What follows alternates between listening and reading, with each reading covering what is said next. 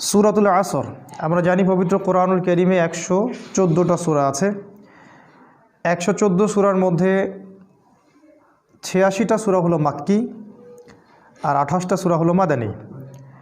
যে সূরাগুলো মক্কায় নাজিল হয়েছে, রাসূল সাল্লাল্লাহু আলাইহি ওয়াসাল্লাম যতদিন মক্কায় ছিলেন, মানে 13 বছর, এগুলোকে মাক্কি সূরা বলে। আর দেখা যায় মাক্কি সূরাগুলোর মধ্যে তাওহীদ, রিসালাত, পরকাল, কিয়ামত, হাসর, জান্নাত, জাহান্নাম এই টপিকগুলোই বেশি আলোচনায় আসে। আর পক্ষান্তরে মদিনায় হিজরত করার পর যে সূরাগুলো নাজিল হয়েছে এগুলোকে মূলত বলা হয় মাদানী সূরা। আর মাদানী সূরাগুলোর মধ্যে বেশিরভাগই হালাল হারাম, জায়েজ না জায়েজ, আদেশ নিষেধ এগুলো বেশি আছে। কারণ মক্কার 13 বছরে আল্লাহ তার বান্দাদের ঈমানকে তাজা করেছেন, ভিতরের হৃদয়ের জগৎটাকে আল্লাহ পাক পরিবর্তন করেছেন। তারপরে গিয়ে যখন মদিনায় আয়াত নাজিল হচ্ছে সুদ ছেড়ে দাও, মদ ছেড়ে দাও, তখন সেগুলো মানুষ খুব ইজিলি আমল করতে পারছে। সর্বপ্রথম যেটা দরকার মানুষের হৃদয়ের আকীদার, বিশ্বাসের পরিবর্তন। এটা যখন আল্লাহমুখী হবে, পরকালমুখী হবে, তখন একটা মানুষ অটোমেটিকলি ইনশাআল্লাহ ইসলামের বিধানগুলো পালন করবে। আর যদি কোনো মানুষের আকীদাগত বিশ্বাসের পরিবর্তন না করা যায়, তাহলে যতই চাপ দেন না কেন সে হয়তো মুখে মুসলিম হবে, ভিতরে মুনাফিক থেকেই যাবে। তো সূরাতুল আসর একটা মাক্কি সূরা, যেটা মক্কায় নাজিল করা হয়েছে। ইমাম শাফিঈ রাহিমাহুল্লাহ এই সূরা সম্পর্কে একটা কথা বলেছেন। তিনি বলেছেন, লাউ আনজালাল্লাহু হাযিহি সূরা লাওয়াসিআতহু। তিনি বলেছেন, যদি আল্লাহ পাক কোরআনের সব কিছু বাদ দিয়ে শুধু সূরা আসরই নাজিল করতেন তাহলেও যথেষ্ট ছিল। আমি আবার বলছি, তিনি বলেছেন আল্লাহ পাক যদি শুধুমাত্র সূরা আসরটুকুই নাজিল করতেন আর কিছুই নাজিল না করতেন তারপরেও যথেষ্ট ছিল। কারণ এই সূরার মধ্যে সমস্ত মৌলিক বিষয় চলে আসে। সময় সংক্ষিপ্ত, আমরা হয়তো সব ডিটেলস আলোচনা করতে পারবো না, কিন্তু মূল পয়েন্টগুলো আজকে আমরা টাচ করবো ইনশাআল্লাহ।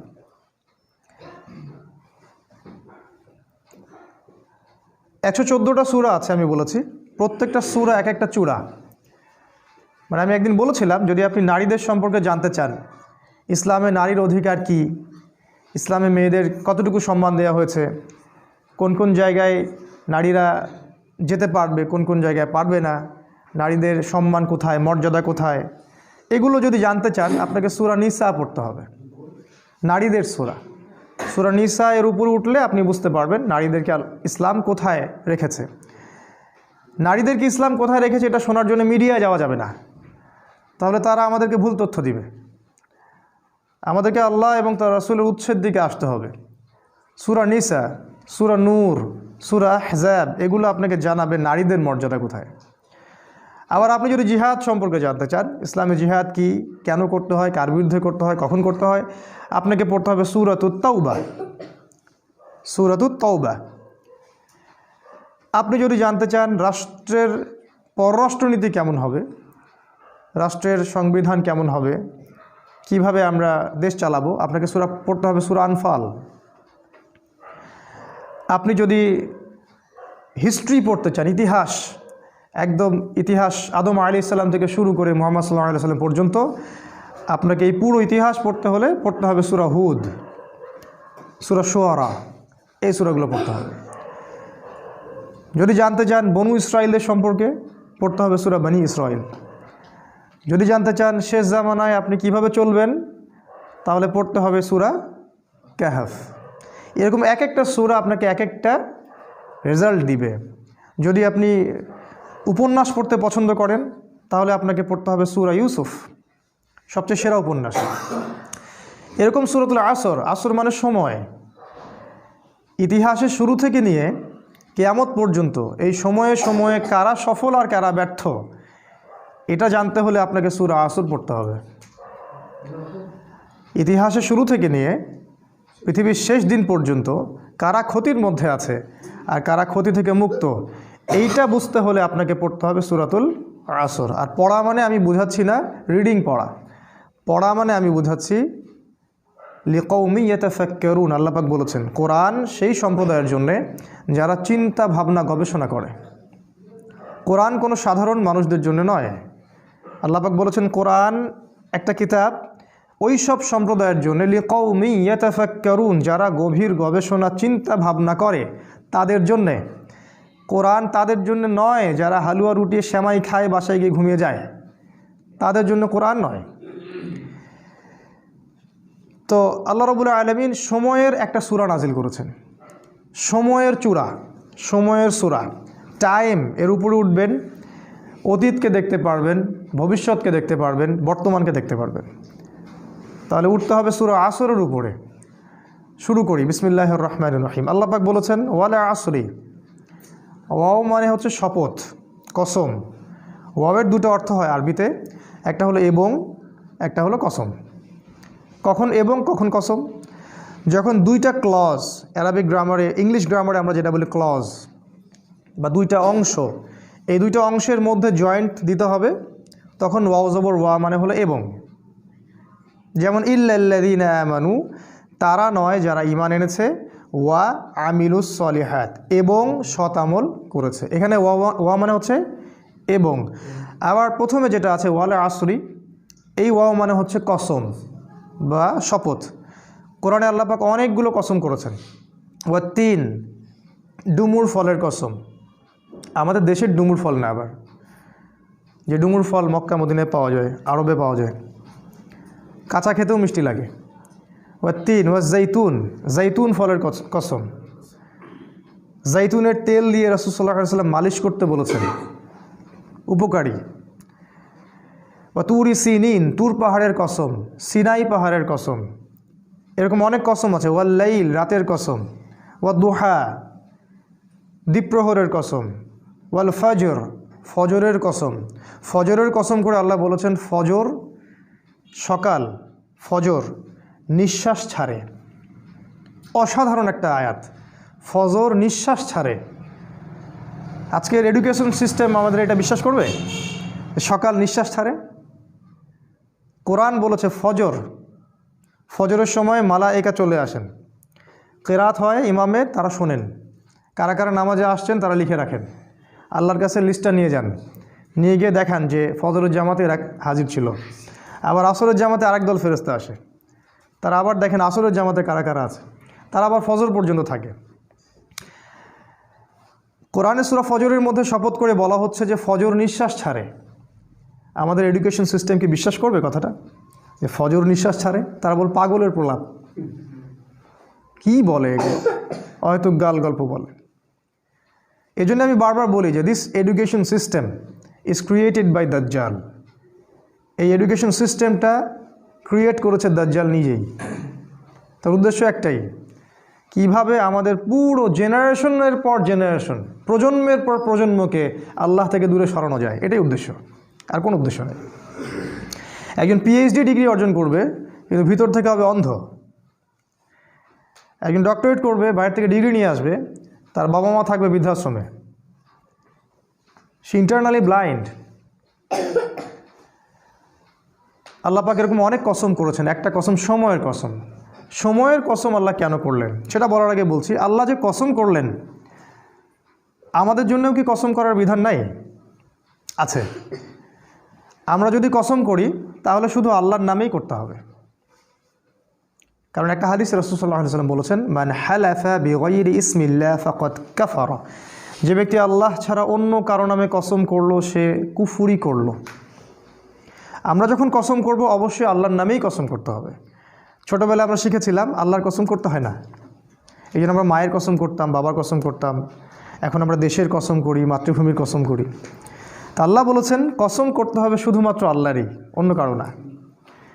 তবে আল্লাহ রাব্বুল আলামিন তার সৃষ্টির কসম করেন, যেমন রাত দিন, ফজর, ডুমুর ফল, কোরআন, চাঁদের, সময়ের ইত্যাদি। সময়ের কসম করার অর্থ কী? সময়ের কসম আল্লাহ পাক কেন করছেন? আল্লাহ পাক যখন কোনো কিছুর কসম করছেন বুঝতে হবে ওই বিষয়টা অত্যন্ত গুরুত্বপূর্ণ। এটা বোঝার জন্য খুব বেশি বুদ্ধির দরকার নাই। আল্লাহ পাক তো সহজে কোনো বিষয়ের কসম করবেন না। আর কোরআন নাজিল করার সময় আল্লাহ পাক খুবই ইকোনমিক্যাল। কোন দিকে? শব্দ চয়নের ক্ষেত্রে আল্লাহ পাক অতিরিক্ত কোনো শব্দই চয়ন করতে চাচ্ছেন না, যেটা দরকার সেটা নাজিল করছেন। অহেতুক কোনো শব্দ কিন্তু কোরআনে নাই। কোরআন এমন একটা কিতাব যেটার একটা শব্দ দিয়ে একটা জাতির ইতিহাস বলা হয়েছে। সিরিয়াসলি, সূরা কাহফের মধ্যে একটা শব্দ আছে। যুলকারনাইন বাদশা যাচ্ছেন একদিকে, একটা কওমকে দেখতে পেলেন যে কওমের সূর্যের আলো থেকে বাঁচার কোনো বুদ্ধি ছিল না।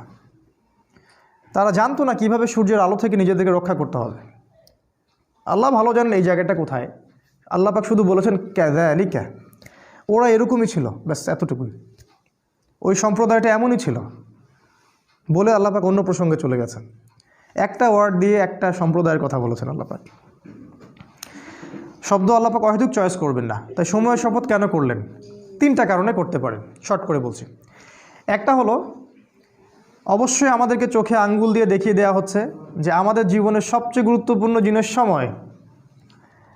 আমাদের মানব জাতির জন্য সবচেয়ে গুরুত্বপূর্ণ জিনিস হচ্ছে সময়, যেটা আমরা ফেসবুকে, অনলাইনে থেকে, ইউটিউবিং করে, গার্লফ্রেন্ডের সাথে সময় অপচয় করে, কফি খেয়ে, চায়ের দোকানে আড্ডা পিটে, খেলার মাঠে নষ্ট করি। তবে মানুষ যখন মৃত্যুবরণ করবে কিয়ামতের মাঠে এবং জান্নাতে যদি চলেও যায়, সেখানে গিয়েও মানুষের আফসোস হবে ওই সময়গুলোর জন্যে যে সময়গুলো মানুষ অহেতুক নষ্ট করেছে, যে সময়গুলোতে মানুষ আল্লাহর কথা বলেনি, আল্লাহর জিকির করেনি, রাসূলের প্রতি দরুদ পড়েনি। ওই সময়গুলোর জন্য মানুষ আফসোস করতে থাকবে। একজন জান্নাতি ব্যক্তিও আফসোস করতে থাকবে, কেন আমি ওই সময়গুলো আল্লাহর জিকির করিনি। সময় সবচেয়ে বেশি ইম্পর্টেন্ট জিনিস। আর এই সভ্যতা, এই গডলেস ওয়ার্ল্ড এবং এই এডুকেশন সিস্টেম আমাদের সময়গুলোকে খেয়ে ফেলেছে। এখন আমার মনে হয় এই 30 বছরের জীবনে এসে আমার কাছে মনে হয় যে আমার জীবনের 15 বা 18টা বছর অপচয় হয়ে গেছে। 18 বছরে আমি হাফেজ হতে পারতাম, আমি হয়তো হাদিসেরও হাফেজ হতে পারতাম, বুদ্ধি ব্রেন ভালো ছিল, ফার্স্ট হতাম সবসময়। আমি হয়তো ফিকহ পড়তে পারতাম, ইতিহাস পড়তে পারতাম, সিরাত পড়তে পারতাম। এখন সারাদিন রাত যত কাজই করি না কেন আত্মতৃপ্তি হয় না, মনে হয় কিছু না কিছু গ্যাপ থেকেই গেল, আর এই গ্যাপটা কখনো পূরণও হবে না, অসম্ভব। তাই যারা 40 বছর 50 বছর বয়সে তাস খেলছে, টিভি দেখতেছে, আড্ডা পিটাচ্ছে, এদেরকে দেখলে বুঝেই আসে না যে এই বয়সে কিভাবে সেটা করতে পারে। একটাবারও কি চিন্তা হয় না যে আমার হায়াত কমে আসছে, আমি পৃথিবীতে আর হয়তো বেশি দিন থাকবো না? সুবহানাল্লাহ, সময়ের কসম, আল্লাহ পাক সময়ের কসম করে আমাদেরকে সময়ের দিকে দৃষ্টি দিতে বলছেন, সময় সম্পর্কে সচেতন হতে বলছেন। দেখেন, মানুষ সারা জীবনে অনেক কষ্ট করে ঠিকই, কষ্টের পর কষ্ট সহ্য করে, একটা চাকরির জন্যে, একটা জমির জন্যে, একটা ভালো জব, স্ট্যাটাস, টাকা, সিকিউরিটি, বাড়ি গাড়ি, বউ বাচ্চা, এগুলোই তো। এগুলো ছাড়া আর কিচ্ছু নাই, এগুলো ছাড়া কিন্তু কিচ্ছু নাই, সব এগুলোই। এগুলোর পিছনে সারা দিন রাত মানুষ প্রচণ্ড পরিশ্রম করে, মানুষ কিন্তু প্রচণ্ড পরিশ্রম করে। আর শয়তান মানুষকে প্রচণ্ড পরিশ্রম করিয়েও নেয়, ও মানুষকে কষ্টের পর কষ্ট দিয়ে জাহান্নামে নিয়ে যেতে চায়। কিন্তু দেখেন, কষ্টের ট্র্যাকটা ভুল, কষ্টের ট্র্যাকটা ঠিক নাই, রং ট্র্যাকে সে কষ্ট করছে। এই যে আমাদের ছেলেমেয়েরা পড়াশোনা করছে, নার্সারিতে ভর্তি হচ্ছে 5 বা 6 বছর বয়সে, 25 বছর পর্যন্ত ঘাড়ে ব্যাগ থাকবেই, অনার্স মাস্টার্স করতে করতে 25 হয়ে যাবে বয়স। এই লম্বা সময়ে সে কোরআন শিখবে না, জেনারেল এডুকেশনের কথা বলছি, কোরআন A to Z শিখবে না, হাদিস শিখবে না, ফিকহ শিখবে না, ইতিহাস শিখবে না, সে ইসলামের যে রাসূলের জীবনী সেটা শিখবে না, সাহাবীদের জীবনী শিখবে না, এগুলো কিছুই শিখবে না। 25 বছর পর্যন্ত সে কষ্ট করবে। আমরা যখন জেনারেল লাইনে পড়তাম, আমাদেরকে এক একটা কবিতা, এক একটা গল্প এমনভাবে পড়ানো হতো, একদম ভেজে ভেজে খাওয়ায় দেওয়া হতো আর কি। রবীন্দ্রনাথের কবিতা, নজরুলের কবিতা, জীবনানন্দ দাশের কবিতা, শেক্সপিয়ারের গল্প, তারপরে আপনার মাইকেল মধুসূদন দত্তের কবিতা। অবশ্যই এখানে ইসলামপন্থী কারো কবিতা ছিল না। আপনার কাছে যদি মনে হয় এই পুরো প্ল্যানটা এমনি এমনি হয়ে গেছে, আপনি বোকা স্বর্গে বাস করছেন, এর পিছনে একটা মাস্টার মাইন্ড আছে। এই পুরো প্রসেসটা একদিনে হয়নি, এটাকে সাজানো হয়েছে, ঢেলে সাজানো হয়েছে, যাতে করে আমাদের প্রজন্মের বা প্রজন্ম ইসলাম থেকে দূরে সরে যায়, তাদের জীবনের বড় একটা সময় নষ্ট হয়ে যায়। সময়ের কসম করেছেন আল্লাহ, এটা একটা কারণ, সময়ের প্রতি মূল্যায়ন করা। সেকেন্ড কারণ হচ্ছে আল্লাহ পাক অতীতের দিকে তাকাতে বলছেন আমাদের দিকে, অতীতের দিকে। সময়ের কসম করে আল্লাহ পাক আমাদেরকে বুঝাচ্ছেন যে অতীতের দিকে তাকিয়ে দেখো, সময়ে সময়ে যারাই আল্লাহর বিধানকে অস্বীকার করেছে, আল্লাহ পাক তাদেরকে এই দুনিয়াতেও লাঞ্ছিত করেছেন, পরকালেও যন্ত্রণাদায়ক শাস্তি দিয়েছেন। আল্লাহ পাক সময়ের কসম করে আমাদেরকে হিস্ট্রি পড়তে বলছেন, ইতিহাস। অতীতের দিকে তাকাও, দেখো আদম আলাইহিস সালাম থেকে শুরু করে এই পর্যন্ত একই সুন্নাত, আল্লাহর সুন্নতের মধ্যে কোনো পরিবর্তন নাই। ওয়ালান তাজিদা লিসুন্নাতিল্লাহি তাবদীল, আল্লাহ বলেছেন আমার সুন্নাত, আমার স্টাইলে কোনো পরিবর্তন পাবে না। যাদের কাছেই আল্লাহর হেদায়েত এসেছে, যারা স্বীকার করে নিয়েছে, আল্লাহ পাক তাদেরকে দুনিয়ায় সাফল্য দিয়েছেন, পরকালেও সাফল্য দিয়েছেন। আর যারাই আল্লাহর বিধানকে অস্বীকার করেছে, আল্লাহ পাক দুনিয়াতে শাস্তি দিয়েছেন, পরকালেও শাস্তি দিয়েছেন। যেমন নূহ আলাইহিস সালামের কওম, আল্লাহ পাক ডুবিয়ে দিলেন। আদ জাতি প্রচণ্ড শক্তিশালী, নারিকেল গাছের সমান সমান একটা মানুষ, এর চেয়েও বড়, পাহাড়ের মধ্যে বাসা করে থাকে, আল্লাহ পাক ওদেরকে ঝড় দিয়ে উড়িয়ে দিলেন। শুআয়ব আলাইহিস সালামের কওম খুবই দাপটের জাতি, ওদের অপরাধ ছিল মানুষকে অন্যায়ভাবে মারতো। আমাদের ওই যে রিমান্ডে নিয়ে যেটা করে ওইটা করতো আর কি। রিমান্ডে নিয়ে গেলে যে পিটানটা পিটায়, এইগুলো তারা সমাজে মানুষকে পিটাইতো আর কি। একজন মানুষ দোষী, দোষ তো প্রমাণ হয়নি, মারা যাবে। ধরেন একজন মানুষ খুনের কারণে বন্দী হয়েছে, প্রমাণ হয়েছে কি এখনও? আপনি মারতে পারেন না তো, মেরে আপনি জবানবন্দি নিতে পারেন না, ইসলামে হারাম। চলছে এগুলো, কে বুঝাবে? শুআয়ব আলাইহিস সালামের কম এই কাজটা করতো। আরেকটা কাজ করতো, মাপে কম দিত আর মানুষের সম্পদ লুট করতো। আমাদের এই যে ব্যাংকিং সিস্টেমের মতো, মানুষকে কলা ঝুলায় টোপ দেয়, একটা বাড়ির দাম 10 লাখ টাকা, আমরা আপনার পক্ষ থেকে বাড়িটা কিনে দিব, কিন্তু আপনাকে 10 লাখের জায়গায় 30 লাখ দিতে হবে। কারণ অতিরিক্ত যে 20 লাখ দিতে হবে, এটার জন্য আমরা আপনাকে 20 বছর সময় দিচ্ছি। আর আমরা বলি হ্যাঁ তাই তো 20 বছর সময় পাওয়া যাবে, 30 লাখ অল্প অল্প করে দিব কিস্তি স্টাইলে, সমস্যা তো নাই কিছু। এই কলা ঝুলাই দিয়ে আপনার সম্পদ তারা লুটে নিল, সুদ। আরেকটা যে পেপার মানি, কাগজের টাকা। আমি তো বললাম যে আমরা সোনা নিয়ে ওদের ব্যাংকে যাই, ওদেরকে সোনা দিয়ে ডলার নেই। শুআয়ব আলাইহিস সালামের কওম এরকম কাজ করতো। আল্লাহ পাক ভূমিকম্প দিয়ে ধ্বংস করেছেন ওদেরকে, ভূমিকম্প দিয়ে।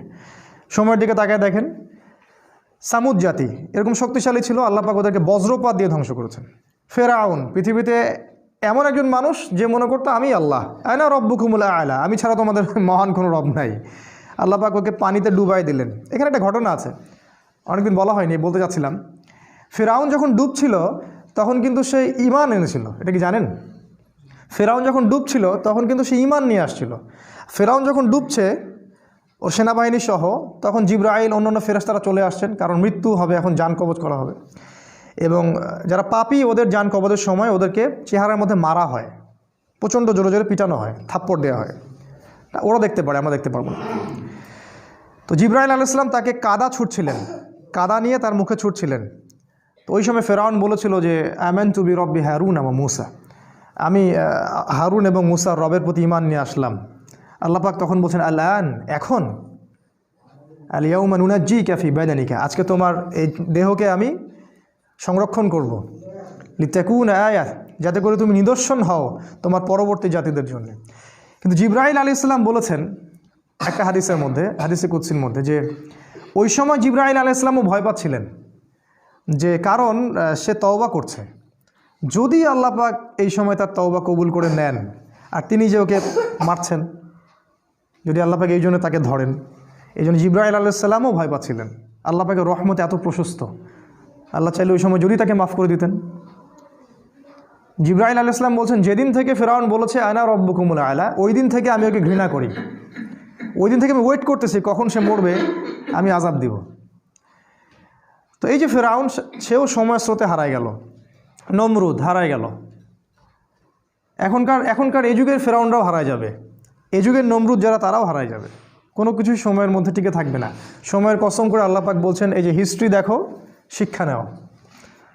আরেকটা উদ্দেশ্য হতে পারে সময়ের, সেটা হলো যে এই যে আমরা যে সময় বসবাস করছি আখিরুজ্জামান, শেষ জামানে, এই শেষ জামানের যে সময়, এই সময়টার প্রতি আল্লাহ পাক বেশি গভীর দৃষ্টি দিতে বলছেন, কারণ এটা হচ্ছে ইতিহাসের সবচেয়ে ইম্পর্ট্যান্ট টাইম। কারণ এখানে এমন এমন কিছু ঘটনা ঘটবে যা পৃথিবীর ইতিহাসে কখনো ঘটেনি। কীরকম? একদিন সাহাবীরা বসে আছেন, রাসূল সাল্লাল্লাহু আলাইহি ওয়াসাল্লাম আসলেন, এসে বললেন তোমরা কী নিয়ে কথা বলছো? সাহাবীরা বললেন আমরা কিয়ামত নিয়ে কথা বলছি। রাসূল সাল্লাল্লাহু আলাইহি ওয়াসাল্লাম বলে শুনে রাখো, 10টা আলামত না দেখা পর্যন্ত কিয়ামত হবে না। নাম্বার 1 দাজ্জাল, নাম্বার 2 ইয়াজুজ আর মাজুজ, নাম্বার 3 ঈসা আলাইহিস সালামের আগমন, নাম্বার 4 দাব্বাতুল আরদ, জমিন থেকে অনেকগুলো প্রাণী বের হবে, 5 নাম্বার আর দুখান, ধোঁয়া, সারা পৃথিবী ধোঁয়ায় ছেয়ে যাবে। 6 নাম্বার, 6, 7, 8 সম্ভবত 3টা ভূমিকম্প, 3টা বড় বড় ভূমিকম্প হবে পৃথিবীর পূর্ব, পশ্চিম এবং মাঝখানে। আরেকটা হচ্ছে পশ্চিম দিক থেকে সূর্য উঠবে। আর সর্বশেষটা হচ্ছে ইয়েমেন থেকে আগুন বের হবে, এই আগুনটা মানুষকে তাড়িয়ে নিয়ে আসবে আরাফার মাঠের দিকে। রাসূল সাল্লাল্লাহু আলাইহি ওয়াসাল্লাম বলছেন 10টা আলামত না দেখা পর্যন্ত কিয়ামত হবে না। এগুলো মেজর আলামত। এই জন্য এই সময়টা, শেষ যুগের এই শেষ সময়টা বেশি ইম্পর্টেন্ট। এখানে এমন কিছু ঘটনা ঘটবে যেটা ইতিহাসে কখনো ঘটেনি। দাজ্জাল কখনো বের হয়নি, ইয়াজুজ আর মাজুজ এর আগে বের হয়নি, সূর্য কখনো আগে পশ্চিম দিক থেকে উঠে নাই, ধোঁয়ায় সারা বিশ্ব ছেয়ে যায়নি, জমিন থেকে বড় বড় জানোয়ার বের হওয়া শুরু হয়নি এখনো। এমনও হাদিস আছে যে ওরা মানুষের সাথে কথা বলবে। একজন পুরুষ ঘর থেকে বের হলে ঘরে ফিরে আসবে, বাড়ির দেওয়াল, ওই ব্যক্তির পা, অন্য জানোয়ার তাকে বলে দিবে বাড়িতে কি হয়েছিল। মানে এরকম প্রযুক্তি আসতেছে সামনে। সময়ের কসম করে আল্লাহ পাক এই শেষ জামানার দিকে আমাদেরকে তাকাতে বলছেন, এবং এটা বলছেন এই শেষ জামানায়, এই জায়গাটা ভালো করে বোঝেন, এই শেষ জামানায় ইন্নাল ইনসানা লাফি খুসর, এই শেষ জামানার প্রত্যেকটা মানুষ ক্ষতির মধ্যে আছে। এটা আল্লাহ বোঝাচ্ছেন আমাদেরকে। আখিরুজ জামানের প্রত্যেকটা মানুষ ক্ষতির মধ্যে আছে। ইন্নাল ইনসানা লাফি খুসর, নিশ্চয়ই, ইন্না মানে নিশ্চয়ই, আল ইনসান মানে মানুষ, লা মানে আবার অবশ্যই, ফি মানে মধ্যে, আর খুসর মানে ক্ষতি। শাব্দিক অর্থ হয় নিশ্চয়ই মানুষ অবশ্যই ক্ষতির মধ্যে আছে।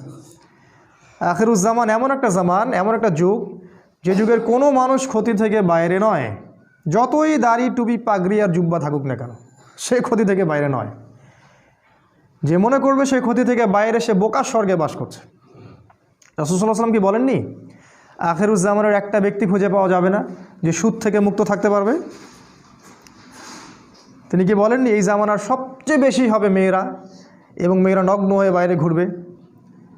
মুমিন ভাই, মুমিন স্বামী তাকে বাড়িতে রাখতে পারবে না, সে দায়ুসে পরিণত হবে, কিছু করতে পারবে না। শেষ জামানায় দাজ্জাল এবং তার সেনাবাহিনীরা এমনভাবে সারা বিশ্ব শাসন করবে, এদের গ্রিপ থেকে মুমিন বের হতে পারবে না। সবচেয়ে বড় হাদিসটা হচ্ছে শেষ জামানায় মুমিনের হাতে জ্বলন্ত কয়লা রাখা যেমন, ঈমান ধরে রাখাটা ওই রকম হবে। নিজেকে প্রশ্নগুলোর উত্তর পাওয়া যাবে আমাদেরকে সবাইকেই, যে আমরা যে ইসলামটা ফলো করছি আর কি, এটা কি হাতে কয়লা ধরার মতো কি না? আমরা যে ইসলামটা ফলো করছি আসলেই কি আমরা হাতে জ্বলন্ত কয়লা ধরে আছি কি না? এরকম কষ্ট হচ্ছে কি না? যদি কষ্ট হয়, সুসংবাদ আপনার জন্যে। যদি কষ্ট হয় তাহলে আপনার জন্য সুসংবাদ, আপনি সেই ব্যক্তি যার কথা রাসূল বলেছেন। আর যদি কষ্ট না হয়, আফসোস আমাদের জন্যে, আমার উপর ধিক্কার, আমি সেই ব্যক্তি যার কথা রাসূল বলেছেন নেগেটিভলি, পজিটিভলি না। কি বলেছেন রাসূল সাল্লাল্লাহু আলাইহি ওয়াসাল্লাম? সকালে মুমিন থাকবে, বিকালে কাফের হয়ে যাবে। বিকেলে কাফের থাকবে, সকালে মুমিন হবে। ইয়াবিউ রাজুলু দীনাহু লিআরদি দুনিয়া, দুনিয়ার বিনিময়ে একজন ব্যক্তি তার দিনকে বিক্রি করে দিবে। এই হলো আখিরুজ জামান। এই জামানার প্রত্যেকটা মানুষ ক্ষতির মধ্যে। তবে আল্লাহ পাক বলেছেন 4 শ্রেণীর মানুষ নয়।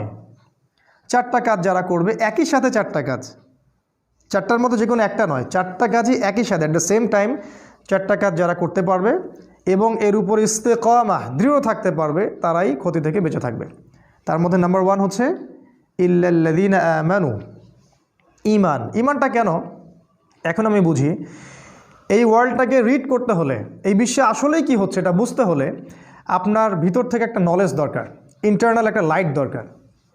যার ভিতরে ঈমান নাই তার ভিতরে আল্লাহর পক্ষ থেকে নূর আসবে না, পসিবল না। যার ভিতরে, হৃদয়ের ভিতরে ঈমান নাই, আল্লাহর পক্ষ থেকে লাইট বা নূর আসবে না। আর আল্লাহর পক্ষ থেকে কলবের মধ্যে নূর না আসলে সে ভিতর থেকে দেখতে পারবে না আসলে কি হচ্ছে। যেমন আমাদের মেয়েদের কথা বলা হচ্ছে মিডিয়ায়, মেয়েরা অনেক এগিয়ে যাচ্ছে, প্রোগ্রেস, প্রগতি, সমান তালে চলছে, সম অধিকার, অগ্রগতি, তাই না? কিন্তু কোরআন, সুন্নাহ এবং আখিরুজ জামান স্টাডি করলে আমরা দেখছি যে মেয়েরা এগিয়ে যাচ্ছে ঠিকই, কিন্তু জাহান্নামের দিকে। এই যে চিন্তার জগতের বিশাল একটা পরিবর্তন, এক শ্রেণীর মানুষের কাছে এটা প্রোগ্রেস, আর আমি বলছি এটা জাহান্নামের রাস্তা। বিশাল একটা পার্থক্য না? এই পার্থক্যের কারণ হচ্ছে যে মন্তব্যটা করেছে সে বাহ্যিক দৃষ্টি দিয়ে করেছে, কিন্তু আমরা কোরআন সুন্নাহ থেকে ঘেটে ইন্টারনাল অবজারভেশন থেকে মন্তব্যটা করলাম। এই ইন্টারনালি লাইট পেতে হলে আমাকে নূর দরকার, আর নূর আসবে আল্লাহর পক্ষ থেকে। আর কখন আসবে? যখন আপনি কোরআনের কাছে আসবেন, যখন ঈমান নিয়ে আসবেন, ইল্লাল্লাযীনা আমানু, এই হলো প্রথম। আর হাদিসে আছে, হাদিসে জিবরিলের মধ্যে ঈমানের 6টা পিলার, তো অনেকেই জানি না। ঈমানের 6টা পিলার হচ্ছে, 1 নাম্বার আমানতু বিল্লাহ, আল্লাহর প্রতি বিশ্বাস করা, তার ফেরেশতাগণের প্রতি বিশ্বাস করা, তার আসমানি কিতাবগুলোর প্রতি বিশ্বাস করা, রসুলগণের প্রতি বিশ্বাস করা, পরকালের প্রতি বিশ্বাস করা এবং তাকদীরের ভালো মন্দের প্রতি বিশ্বাস করা। এই 6টা পিলারকে বিশ্বাস করার নাম ঈমান। এখানেও 3টা কথা আসবে, শুধু বিশ্বাস করা না, হৃদয়ে বিশ্বাস করা, মুখে স্বীকৃতি দেয়া, হৃদয়ে আগে বিশ্বাস করা, মৌখিক স্বীকৃতি দেয়া এবং কাজে বাস্তবায়ন করা। শুধু বললেই হবে না যে আমি মুমিন, কাজে প্রমাণ করতে হবে। কিছু মানুষ আছে আমাদের বলে যে আমি তো গুনাহ করিনি, নামাজ পড়ার কী দরকার আছে, আমি তো খারাপ কাজ করি না, আমি তো সারাদিন ভালো কাজ করি, জনকল্যাণমূলক কাজ করি, আমি তো জননেতা, নামাজের তো প্রয়োজন নাই। নামাজ তাদের জন্য যারা গুনাহ করে, ওদের গুনাহ মাফ করানোর প্রয়োজন আছে, তারা যাবে নামাজে, আমি নামাজে যাব কেন? কিছু মানুষ আছে কোরআন সুন্নাহ ইসলামকে এর সামনে আত্মসমর্পণ তো করবেই না, বলে যে আমি মানবতার কল্যাণে কাজ করি, আমি জনকল্যাণমূলক কাজ করি, আমি গাছ লাগিয়ে দিই, আমি কম্বল বিতরণ করি, আমি কত ভালো কাজ করি। এগুলো তো ভালো কাজ, আমি তো সদা সত্য কথা বলি, ব্যবসায় হালাল খাই, আমার নামাজের তো দরকার নেই। ঈমানের একটা পিলার হচ্ছে মনে বিশ্বাস, মুখে স্বীকৃতির সাথে সাথে কাজে অবশ্যই বাস্তবায়ন করতে হবে। এই কাজে বাস্তবায়ন করতে গিয়ে কিছু মানুষ শৈথিল্যবাদী হয়ে যাবে, আর কিছু মানুষ হয়ে যাবে চরমপন্থী। আমাদেরকে হতে হবে মধ্যমপন্থী, খুব চরমপন্থীও না, আবার শৈথিল্যবাদীও না। কারণ আল্লাহ পাক এই উম্মতকে বলেছেন উম্মাতান ওয়াসাতা লিতাকুনু শুহাদা আলান নাস, তোমরা হচ্ছে মধ্যমপন্থী উম্মত, তোমাদেরকে অন্য অন্য উম্মতগুলোর উপরে সাক্ষী হিসেবে উপস্থাপন করা হবে। 1 নাম্বার, ক্ষতি থেকে বেঁচে থাকবে তারাই যারা মুমিন, এই 6টা পিলারের প্রতি বিশ্বাস করে, তারপরে মুখে স্বীকৃতি দেয় এবং কাজে বাস্তবায়ন করে। 2 নাম্বার, ওয়া আমিলুস সলিহাত, ঈমান আনার সাথে সাথে যারা সৎ আমল করে। এখন আমিলুস সলেহ এর সংজ্ঞা কি? এক কথায় খুব সহজ করে যদি সংজ্ঞা বলি, তাহলে যে আমল বা যে কাজগুলো আল্লাহ অনুমোদন করেছেন, তার রাসূল অনুমোদন করেছেন, বা রাসূলুল্লাহ সাল্লাল্লাহু আলাইহি ওয়াসাল্লাম করেছেন বা করতে বলেছেন, অথবা মৌন সম্মতি দিয়েছেন। সোজা সিম্পল, যে প্রত্যেকটা কাজ আল্লাহর রাসূল সাল্লাল্লাহু আলাইহি ওয়াসাল্লাম আল্লাহর বিধানের আলোকে আমাদেরকে করতে বলেছেন, অথবা নিজে করেছেন, অথবা কেউ করেছেন তিনি মৌন সম্মতি দিয়েছেন, এই ধরনের কাজগুলোকে বলা হয় আমলুস সলেহ। যেমন 5 ওয়াক্ত সালাত, রমাদান মাসের সওম। রমাদান মাসের কথা আসলো, আমরা একটা দোয়া করে নেই, আল্লাহুম্মা, বলুন আমার সাথে, আল্লাহুম্মা বাল্লিগনা ফি রমাদান ওয়া বারিক লানা ফিহি, আমিন। অর্থ হচ্ছে আল্লাহ আমাদেরকে রমাদান পর্যন্ত পৌঁছে দিন এবং সেখানে বরকত দিন। রমাদানের আগ থেকেই রাসূল সাল্লাল্লাহু আলাইহি ওয়াসাল্লাম এই দোয়াটা করতেন, আল্লাহ আমাদেরকে রমাদান পর্যন্ত পৌঁছে দিন এবং সেখানে বরকত দিন, এবং আল্লাহ পাক আমাদের জীবনে রমাদানের সংখ্যা বাড়িয়ে দিন, আল্লাহুম্মা আমিন। যেটা বলছিলাম, আমল সালেহের মধ্যে আছে সালাত, আছে সওম, ফরজের কথা বলছি, আছে যাকাত, সামর্থ্য হলে যাকাত দিবেন, সামর্থ্য হলে হজ করবেন, উমরা করবেন, সদা সত্য কথা বলা, পিতামাতার খেদমত করা, আল্লাহর বিধানের উপর দৃঢ় থাকা, সুন্নাহ অনুযায়ী জীবন গড়া, এই প্রত্যেকটা কাজই আমল সালেহ। এমনকি বাথরুমে যদি কেউ প্রবেশ করে এবং প্রবেশ করার সময় যদি কেউ এই দোয়াটা পড়ে, বিসমিল্লাহ আল্লাহুম্মা ইন্নী আউযু বিকা মিনাল খুবসি ওয়াল খাবাইস, এই টয়লেট করার কাজটাও তার আমল সালেহ। টয়লেট করার সময় বের হওয়ার পরে যদি সে বলে গুফরানাকা, অথবা একটা দোয়া আছে আলহামদুলিল্লাহিল্লাযী আযহাবা আনিল আযান ওয়া আফানি, এই কথাগুলো যদি বলে সেটাও আমল সালেহ। স্ত্রী সহবাস করবে কেউ, স্ত্রী সহবাস করা, স্ত্রীকে চুমু খাওয়া, এটাও আমল সালেহ। স্ত্রীর হাত ধরে বসে থাকা আমল সালেহ। স্ত্রীর হাত ধরে চাঁদ দেখতে যাওয়া, তার সাথে গল্প করা, সময় কাটানো আমল সালেহ। স্ত্রী সহবাস করার আগে কেউ যদি দোয়া পড়ে, বিসমিল্লাহ আল্লাহুম্মা জান্নিবনা শাইতান ওয়া জান্নিবিশ শাইতান মা রাযাকতানা, তার সহবাসটার জন্য সে নেকি পাবে, সেক্স করলে নেকি পাবে। সাহাবীরা অবাক হয়ে জিজ্ঞাসা করলেন, এটাও নেকির কাজ? আল্লাহ রাসূল বললেন, এই কাজটা যদি তুমি স্ত্রী ছাড়া অন্য কারোর সাথে করতা, তাহলে কি সেটা জেনা হতো না, গুনাহ হতো না? সাহাবীরা বললেন, হ্যাঁ হতো। যদি তাই হয় তাহলে স্ত্রীর সাথে করলে ওটা নেকিও হবে। ইসলামের মতো সহজ রিলিজিয়ন কোথাও পাবেন না। খেতে বসেছেন, খাবেন, খিদা লাগছে, এই জন্য খাবেন, বিসমিল্লাহ বললেন, খাওয়া শুরু করলেন, প্রথম লোকমার সাথেই বললেন আলহামদুলিল্লাহ। আল্লাহ পাক বলছেন আল্লাহ ওই বান্দার প্রতি সন্তুষ্ট হয়ে যান। আমলে সালেহ। কোরআন তেলাওয়াত করছেন, আমলে সালেহ, প্রতি হরফে 10 নেকি পাচ্ছেন। জিকির করছেন সুবহানাল্লাহ আলহামদুলিল্লাহ, আমলে সালেহ।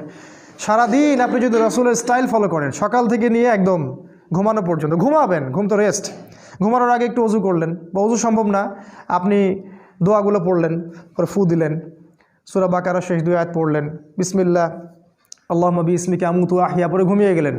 পুরো ঘুমটা আপনার আমলে সালেহ। ওই ঘুমের মধ্যে যদি আপনি স্বপ্ন দেখেন, স্বপ্নে আপনি জেনা করতেছেন, ওটার জন্য কোনো দোষ নাই, ওটার জন্য কোনো দোষ নাই, মাফ হয় না স্বপ্ন অনেক সময়, ওটার জন্য কোনো গুনাহ নাই, কারণ আপনি দোয়া পড়ে ঘুমিয়েছেন, শয়তান আপনাকে ডিস্টার্ব করেছে। এরকম প্রতিটা কাজ, যেই কাজগুলো রাসূল সাল্লাল্লাহু আলাইহি ওয়াসাল্লাম করেছেন বা করতে বলেছেন, অথবা মৌন সম্মতি মানে সম্মতি দিয়েছেন ঠিক আছে করতে পারো, সেগুলো আমলে সালেহ। আরেকটা জিনিস আছে, একই সাথে আল্লাহ এবং তার রাসূল যে কাজগুলো করতে নিষেধ করেছেন, যে কাজগুলো করতে নিষেধ করেছেন, যে কাজগুলো করার ব্যাপারে শাস্তির কথা বলেছেন, সেই প্রত্যেকটা কাজ ছেড়ে দেওয়াও আমলে সালেহ। যেমন রাসূল বলেছেন যে শিরিক করো না, শিরিক না করা আমলে সালেহ। সুদ খেও না, সুদ যে আপনি খাচ্ছেন না এটাই আমলে সালেহ। সুদ আপনি খাচ্ছেন না, সুদ খাবো না বলে অন্য একটা আপনি রিজিকের সোর্স খুঁজেছেন, যে আমি সুদে থাকতে চাই না, এই জন্য আমি কলা বিক্রি করি, ওই কলা বিক্রি করাটা আপনার আমলে সালেহ। এবং আপনি আল্লাহর কাছে মর্যাদা পান ওই কোটটাই পড়া ব্যাংক অফিসারের চাইতে। কোটটাই পড়া ব্যাংকের অফিসার আল্লাহর কাছে রক্তচোষা প্রাণীর মতো। কোরআনের ভাষায় বললে হয়তো অনেকে কষ্ট পাবেন, আল্লাহ পাক বলেছেন জানোয়ারের মতো। আল্লাহ পাক বলেছেন জানোয়ারের মতো, সূরা আরাফ আয়াত নাম্বার 179। মাঝে মাঝে একটু হিট দিয়ে কথা বলতে হয় বলেই আল্লাহ এগুলো কথা বলেন। তো এই যে আমরা অন্যায় থেকে দূরে থাকছি, এটাও আমলে সালেহ। ওই যে টাকনুর নিচে কাপড় পরলে গোনা হয়, আপনি প্যান্টটা কেটে নিলেন, এটাই আমলে সালেহ। কারণ আপনি টাকনুর নিচে কাপড় পরতে চাচ্ছেন না, দাড়ি শেভ করতে হয় না, এই জন্য আপনি ছেড়ে দিয়েছেন। দাড়ি যতদিন থাকবে আপনি আমলে সালেহের মধ্যেই আছেন, কন্টিনিউয়াসলি নেকি লেখা হচ্ছে। আর এইটা একমাত্র সুন্নাহ যেটা মৃত্যুর পর আপনার পরিচয় বলে দিবে আপনি মুসলিম না মুসলিম। যে একমাত্র সুন্নাহ, ভিজিবল সুন্নাহ, যেটা নিয়ে আমরা কবরে যাব। আর কোনো সুন্নাহ নিয়ে আমরা কবরে যাচ্ছি না, ভিজিবল, দেখা যাচ্ছে না। একমাত্র সুন্নাহ যেটা দেখা যাচ্ছে, এইটা নিয়ে কবরে যাবে মানুষ। পাগড়ি নিয়েও যাবে না কবরে, জুব্বা নিয়েও যাবে না কবরে। তো যেটা বলছিলাম যে আপনি যে অন্যায়গুলো, এগুলো থেকে যে দূরে থাকছেন, এটা আমলে সালেহ। সেটা প্রত্যেকটা অন্যায় হোক না কেন, যত বড় স্কেলেই হোক আর যত ছোট স্কেলেই হোক। তাহলে আমলে সালেহ আমি মনে হয় বোঝাতে পেরেছি। যে আমলগুলো রাসূল করেছেন, করতে বলেছেন অথবা সম্মতি দিয়েছেন, সেগুলো আমলে সালেহ। একই সাথে যেগুলো রাসূল নিষেধ করেছেন, এগুলো ছেড়ে দেওয়াও আমলে সালেহ। আরেকটা বিষয় আছে, সেটা হলো যে আমলে সালেহ এর বিপরীত জিনিসকে বলা হয় বেদাত। যখন কোনো ব্যক্তি আমলে সালেহ করে না, অন্য কোনো পদ্ধতি অবলম্বন করে যেটা আল্লাহ এবং তার রাসূল অনুমোদন করেননি ইসলামে, এটাকেই বেদাত বলা হয়। এটা সংখ্যার ক্ষেত্রে হতে পারে, সময়ের ক্ষেত্রে হতে পারে, এটা পদ্ধতির ক্ষেত্রে হতে পারে। যেমন দরুদ পাঠ করাটা ইবাদত, কিন্তু মিলাদ মাহফিলের স্টাইলে দরুদ পড়াটা বেদাত। একজন ব্যক্তি দোয়া করবে, একাকী দোয়া করতে পারে, মাশাআল্লাহ, কোনো সমস্যা নেই, কিন্তু সম্মিলিতভাবে একটা সিস্টেম তৈরি করে নেয়া, এটা বেদাত। একজন মানুষ ধরেন রোজা রাখবে, ভালো কাজ, এটা একটা নির্দিষ্ট দিনকে বেছে নিল যে এই দিনে আমি 1000 রাকাত নামাজ পড়বো, আর এই দিনে আমি হালুয়া রুটি খাবো, আর এই দিনে রোজা রাখবো, সিস্টেমটা বেদাত। অর্থাৎ আমলে সালেহ এর বিপরীতটাই কিন্তু বেদাত। আমলে সালেহ এর পরিণাম জান্নাত, বেদাতের পরিণাম কিন্তু জাহান্নাম। আল্লাহ পাক আমাদেরকে হেফাজত করুন। এই হলো 2 নাম্বার, ঈমান এবং আমলে সালেহ। আর 2টা আছে, শর্ট করে দিচ্ছি। 3 নাম্বার, ওয়াতাওয়াসাউ বিল হক। তারা ক্ষতি থেকে বেঁচে থাকবে শেষ জামানায় যারা নিজেরা আগে হকের উপরে থাকে, নিজেরা আগে হকের উপরে দৃঢ় থাকে, পাহাড়ের মতো, খিদির আলাইহিস সালামের মতো। ওই যে পাহাড়ে পাথরের উপর বসেছিলেন, রকের উপরে, নিজেরা দৃঢ় থাকে এবং এরপরে অন্যদেরকে হকের দিকে ডাকে, এরা ক্ষতি থেকে বেঁচে থাকবে। যারা ঈমান এনেছে, এরপর আমলে সালেহ করছে, এখন মাশাআল্লাহ পরিবার গঠন করে ফেলেছে, নিজের যোগ্যতা হয়ে গেছে, নিজে হকের উপর আছে মাশাআল্লাহ, এবার মানুষকে সে হকের দিকে ডাকছে। কারণ ডাকার কাজটা তো স্কুল বয়দের কাজ না, এটা স্কলারদের কাজ। কারণ যদি আমরা দাওয়াত দেওয়ার যোগ্যতা অর্জন না করি, তাহলে আমি মানুষকে ভুল পথে দাওয়াত দিব। সিম্পল, আমি যদি ইংরেজির প্রফেসর হতে চাই, আমাকে ইংরেজির উপর আরও বড় ডিগ্রি নিতে হবে, তারপরে আমাকে ক্লাস নিতে হবে। তাই আমরা নিজেরা যদি আগে এগুলোর উপর স্টিল থাকি, তারপরে আমরা যখন মানুষকে দাওয়াত দিব, যোগ্যতা অর্জন করব, জ্ঞান অর্জন করব, তখন মানুষ সঠিক পথের দিকে আমরা ডাকতে পারবো। আর এই জায়গায় কিন্তু সমস্যা আছে, আমরা দাওয়াটা খুব পছন্দ করি, তো যোগ্যতা থাক বা না থাক একটু সুর করে বলতে পারি, পড়াশোনা থাক বা না থাক, হ্যাঁ পড়াশোনা খুব একটা নাই, সুর আছে গলার মধ্যে। সারা দেশব্যাপী দাওয়াতি কাজ করা হচ্ছে, অসংখ্য মানুষ জিকিরের নামে প্যান্ডেলে উঠে লাফাচ্ছে, অসংখ্য মানুষ ইসলামের নামে দলীয় তাকলিদে যাচ্ছে, অসংখ্য মানুষ জিহাদের নামে জঙ্গিবাদে যাচ্ছে। প্রত্যেকটা জায়গায় সমস্যা সৃষ্টি হচ্ছে। কারণ কি? কারণ যে দাওয়াত দিচ্ছে সে জানে না আসলে সঠিকভাবে দাওয়াত দেওয়ার ম্যাথোডোলজিটা কী। কোথা থেকে শিখবো? আল্লাহ রাসূল থেকে শিখবো, অন্য কারো কাছে যাওয়ার দরকার নেই। শুধু রাসূল সাল্লাল্লাহু আলাইহি ওয়াসাল্লামের জীবনের দিকে তাকাবেন, জীবনের কোন জায়গায় কোন অবস্থায় তিনি কিভাবে দাওয়াত দিয়েছেন, ব্যাস। জীবনের কোন সিচুয়েশনে তিনি কেমন করে দাওয়াত দিয়েছেন।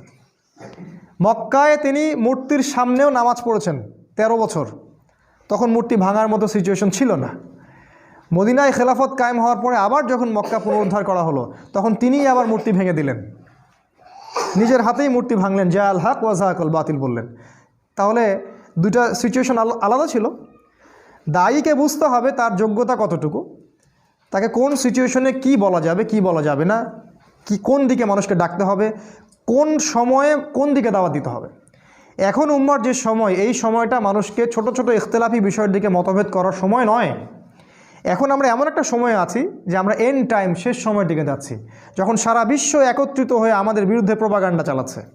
আর এই সময় যদি আমরা বিভিন্ন দলে উপদলে ভাগ হয়ে থাকি, তাহলে আমাদের ওই যে হাওয়া বেরিয়ে যাবে, আল্লাহ পাক সূরা আনফালে বলেছেন, বাতাস বের হয়ে যাবে, হাওয়া বের হয়ে যাবে, তোমরা পাগুলো স্থলিত হবে, এক ভাইকে মারবে আর এক ভাই হাসবে, এক ভাইকে মারবে আর এক ভাই হাসবে, বলবে আমাকে তো মারে নাই, আমার দলকে তো কিছু বলেনি, সমস্যা নেই। তো বোকা বুঝতে পারেনি যে পরে ওর কাছে ওরা আসতেছে। তো এইটা হবে। তাহলে হকের দাওয়াত দেওয়ার আগে আমাদেরকে হকটাকে চিনতে হবে, হক চিনতে হবে, এবং এর উপরে আগে নিজেদেরকে দৃঢ় থাকতে হবে, তারপরে গিয়ে আমাদেরকে অন্যকে দাওয়াত দিতে হবে। এবং দাওয়াত দেওয়ার সময় আমাকে পরিবেশ পরিস্থিতি এবং সময় বুঝতে হবে, কোন সময়ে কোন প্রেক্ষাপটে কিসের দাওয়াত দিতে হবে। এবং এই দাওয়াত দেওয়ার সময় হতে হবে মানুষের সাথে নরম, উদার।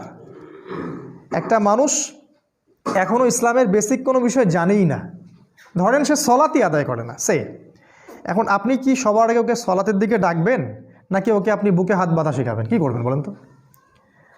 আপনার বুদ্ধিমানের কাজ কি? অ্যাটলিস্ট তাকে আগে সলাতের দিকে তো ডাকবেন। সে নামাজ পড়তেছে মাশাআল্লাহ, এখন নিয়মিত জামাতে আসে, মাশাআল্লাহ, হৃদয়টা পরিবর্তন হচ্ছে, আস্তে আস্তে আস্তে আস্তে আপনি ওকে মাসআলাগুলো বোঝান। আমরা কি করি? আমরা প্রথমে আক্রমণ করি, যেখানে যাই এটা ঠিক না, ওইটা ঠিক না, আপনার এটা ভুল হয়েছে, আপনার এটা ঠিক না। এতে করে কি হয়? ওরা তো এই ব্যাপারটাকে ভালোভাবে দেখেই না, বরং এখানে ওরাও তখন ডিফেন্সিভ হয়ে যায়, ওরাও তখন বলে যে না আমাদেরটাই ঠিক। ওরাও মাহফিল করবে আপনার বিরুদ্ধে, আর আমরাও মাহফিল করবো ওদের বিরুদ্ধে। এই হচ্ছে উম্মার সার্কাস। শব্দটা কি বললাম আমি? সার্কাস। এখন এই বাংলাদেশে এই সার্কাস চলে।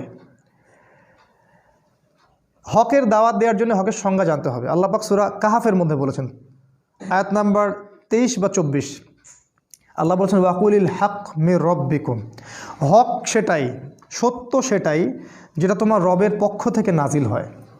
ফামান শাআ ফালইউমিন, যার ইচ্ছা হয় সে ঈমান নিয়ে আসুক, ওয়ামান শাআ ফালইয়াকফুর, যার ইচ্ছা হয় সে অস্বীকার করুক।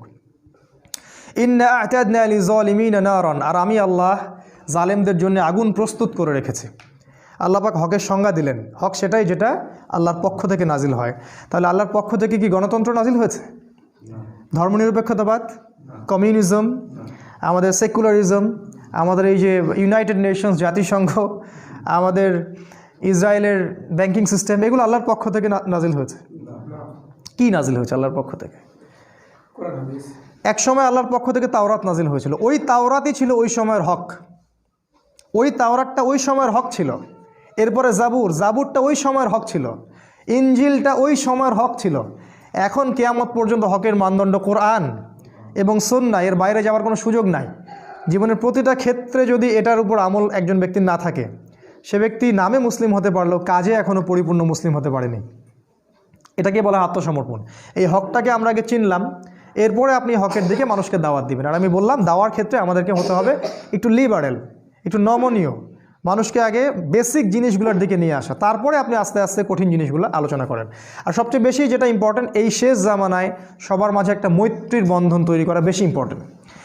সে যে কোনো সংগঠন করুক না কেন, সে যে কোনো দল করুক না কেন, আমাদের দেখা উচিত ওর মধ্যে ভালো কতটুকু আছে। হানাফিদের মধ্যে ভালো আছে, আহলুল হাদিসদের মধ্যে কিছু ভালো আছে, তাবলিগের মধ্যেও দেখবেন আপনি কিছু ভালো আছে, জামাত ইসলামে দেখবেন আপনি কিছু ভালো আছে, চরমনায়ে দেখবেন কিছু ভালো আছে। সবারই মধ্যে কিছু না কিছু ভালো অবশ্যই আছে। আপনি কেমন করে বুঝবেন কোনটা ভালো কোনটা খারাপ? ওই যে বললাম, হক থেকে বুঝতে হবে। হকের মানদণ্ড দেখে আপনাকে ডিসাইড করতে হবে যে এটা ভালো এটা খারাপ। আর একান্ত যদি নাই পারি ডিসাইড করতে আমি, তাহলে সমসাময়িক যত ওলামায়ে কেরাম আছে তাদের কাছে যাব, গিয়ে বলবো, পরামর্শ করব যে আসলে কোনটা সত্য কোনটা মিথ্যা, এবং তারপরে আমি যাচাই বাছাই করে দেব কোনটা সত্যের বেশি কাছাকাছি। আর যদি দেখা যায় দুইটা অপশন দেখা যাচ্ছে, এটাও ঠিক ওইটাও ঠিক, যেমন ধরেন সুবহানাল্লাহ এটা 33 বার করে পড়া যায়, 33 33 33, আর লাস্টে একবার লা ইলাহা ইল্লাল্লাহ ওয়াহদাহু লা শারীকা লাহ, তাই না? কি জানি, লা ইলাহা ইল্লাল্লাহ, হ্যাঁ হ্যাঁ, মাশাআল্লাহ, লাহুল মুলকু ওয়া লাহুল হামদু ওয়া হুয়া আলা কুল্লি শাইইন সহি সহি। আরেকটা হাদিসে আরেকজন সাহাবীকে রাসূল বলছেন 33 33 34 বার আল্লাহু আকবার। এটা কি জয়ীফ? এটা সহি। তাহলে কখনো আপনি ওইটা আমল করেন, কখনো এটা আমল করেন, বৈচিত্র্য থাকলো। বেতের সালাত কত রাকাত পড়ছেন রাসূল? 1 3 7 5 9, কোনটা সহি? সব সহি।